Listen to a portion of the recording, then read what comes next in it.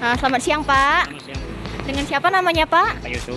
Pak Yusuf. Sudah berapa lama punya motor VR Pak? Motor Pia sudah 10 tahun. Sudah 10 tahun. Dari tahun berapa Pak? Dari tahun 2012, Desember. Desember Tanggal 2012. 24. Keluhannya selama Bapak pakai motor ada enggak Pak keluhannya? Tidak nanti, itu keluarnya cuma paling-paling pak kupling, pembersihan radiator. Kesannya Pak selama pakai motor VR apa? Dia bandel, tapi mestinya bandel. Bagus, kita ganti keluhan daripada PR ini.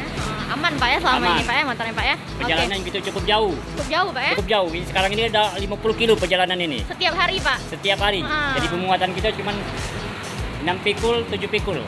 Oke. Selama Standar ini itu. bawanya bawa apa Pak? Bawa tabung gas, ini LPG sama galon. Kan passing Pak ya? Oke. Satu kata Pak untuk VR apa? Udah mulai lebih baik untuk PR, lebih maju, lebih sukses lagi.